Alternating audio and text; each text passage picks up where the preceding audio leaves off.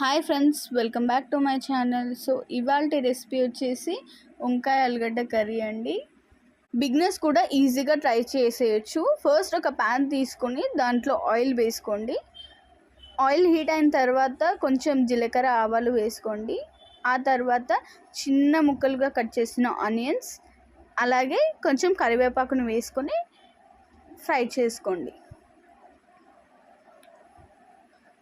ఉల్లిపాయలు కొంచెం లైట్ కలరిష్గా వచ్చిన తర్వాత దాంట్లోనే కొంచెం టమాటో ముక్కల్ని కూడా యాడ్ చేయండి. టమాటో ముక్కలు బాగా ఉడికిపోవాలి, అప్పటిదాకా కొంచెం వేయించుకోండి. ఇప్పుడు టమాటో కొంచెం ఉడికింది కదా, దీంట్లోనే కొంచెం పసుపుని యాడ్ చేయండి. సాల్ట్ని కూడా మీ టేస్ట్కి తగ్గట్టుగా యాడ్ చేయండి. 1 టేబుల్ స్పూన్ కారాన్ని యాడ్ చేయండి. అలాగే కొంచెం అల్లం వెల్లుల్లి పేస్ట్ని వేసి బాగా మిక్స్ చేయండి. మిక్స్ చేసిన తర్వాత 3 మీడియం సైజ్ ఆలుగడ్డలని తీసుకొని వీడియోలో చూపిస్తున్న విధంగా చిన్న చిన్న ముక్కలుగా కట్ చేసుకోండి.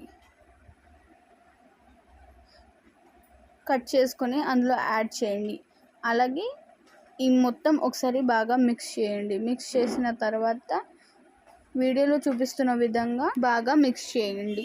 మిక్స్ చేసిన తర్వాత 300 గ్రామ్స్ నేను ఇక్కడ బ్రింజాల్ని తీసుకున్నాను. దాన్ని కూడా సేమ్ వీడియోలో చూపిస్తున్న విధంగా కట్ చేసుకొని యాడ్ చేసుకొని ఈ పొటాటోని అలాగే బ్రింజాల్ని బాగా దానికి ఉప్పు కారాలు పట్టేలాగా మిక్స్ చేయండి.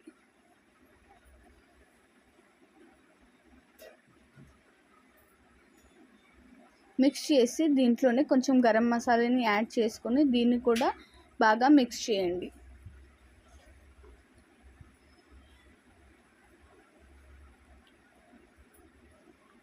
ఇప్పుడు కొంచెం వంకాయ అలాగే ఆలుగడ్డ ముక్కలు ఉడకడానికి నేను కొన్ని వాటర్ని యాడ్ చేస్తున్నాను. అది కొంచెం ఉడికిన తర్వాత క్రష్డ్ కస్తూరి మేతిని వేసుకోండి.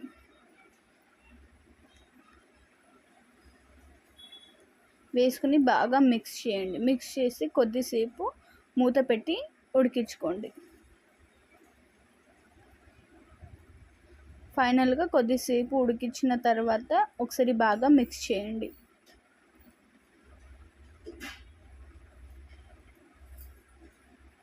లాస్ట్కి కొంచెం కొత్తిమీర చల్లుకుంటే ఫైనల్లీ మన వంకాయ ఆలుగడ్డ కర్రీ రెడీ అయిపోయింది. దీన్ని పర్ఫెక్ట్గా చపాతీ లేదా రైస్తో కూడా మనం హ్యాపీగా ఎంజాయ్ చేయొచ్చు. Thank you for watching.